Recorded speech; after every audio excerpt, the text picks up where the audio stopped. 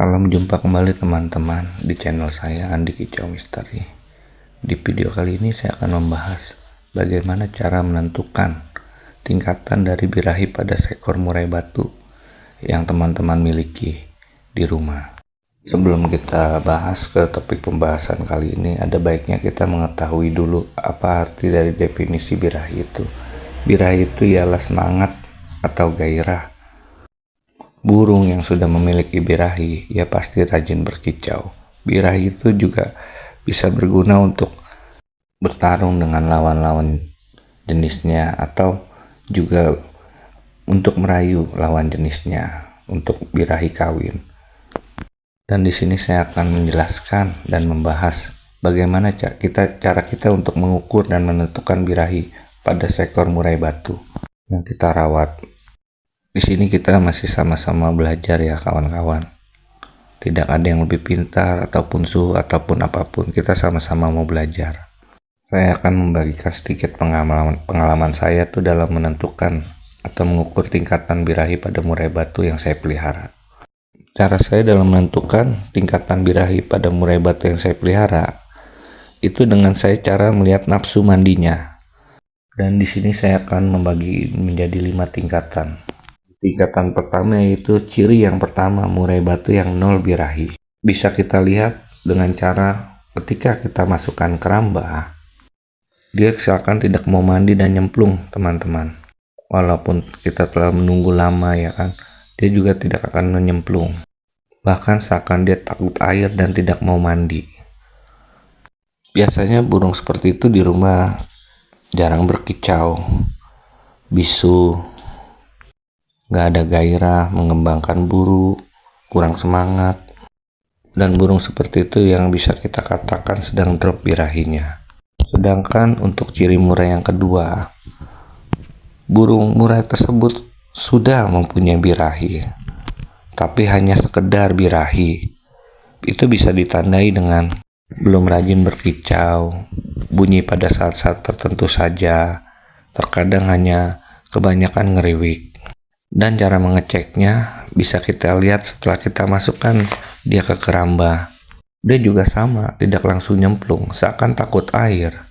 Dan walaupun dia mau nyemplung, itu pun hanya sekali atau 2 kali.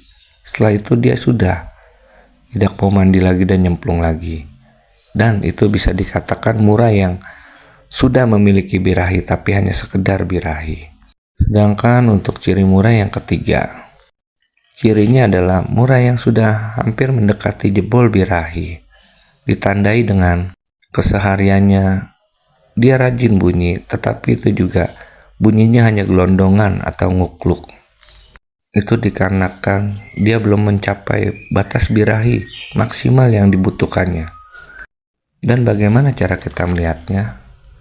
Ketika kita masukkan dia ke keramba, dia mau langsung mandi dan nyemplung. Dan setelah dia nyemplung 1-2 kali, dia naik untuk didis. Dan paling kurang lebih 2 atau 3 kali dia nyemplung naik dan sudah mandinya. Mandinya masih belum begitu nafsu. Dan tingkatan yang keempat, ciri murai batu yang sudah jebol birahinya atau sudah top perform dan berada di birahi yang maksimal. Itu bisa kita tandai teman-teman dengan cara kita melihat ketika kita masukkan dia ke keramba. Tanpa basa-basi, dia langsung nyemplung, naik, nyemplung, naik lagi. Itu juga sebentar ya. Sekitar 2-3 kali atau 4 kali nyemplung, dia naik, terus didis. Setelah didis, dia nyemplung lagi, dia naik, dia nyemplung. Itu bisa sekitar 7 atau 8 kali ya, kurang lebih. Nah, itu yang dikatakan sudah murai yang jebol birahi, sudah top perform. Dia telah mendapatkan birahi yang maksimal. Dan kalau kita sudah menemui murai seperti yang kita rawat seperti itu teman-teman, kita boleh coba tes gantang teman-teman untuk melihat performanya, dan nanti kita akan evaluasi lagi setelah kita gantang di lapangan. Dan ini ciri murai yang kelima ya teman-teman, ciri murai yang sudah kelebihan atau perbirahi. Bagaimana ciri-cirinya? Setelah burung kita masukkan dia ke keramba, burung tidak langsung nyemplung. Dia kadang berkicau dulu, walaupun hanya suara-suara kecil. dan dia seperti seakan gelisah, seakan takut air. Dan sekalinya dia nyemplung, itu dia berendam seperti berendam mandinya teman-teman.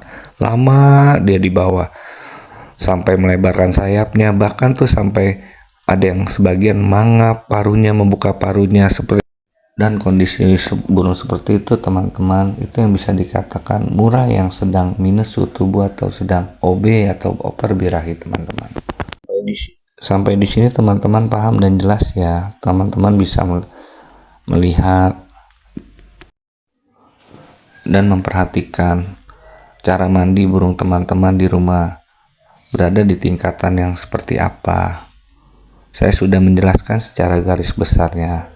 Mohon maaf, di sini saya bukan menggurui atau mengajarkan. Saya hanya berbagi pengalaman sedikit. Kita sama-sama belajar, kita sama-sama masih pemula teman-teman. Terima kasih ya teman-teman sudah menonton video saya ini. Sampai jumpa kembali.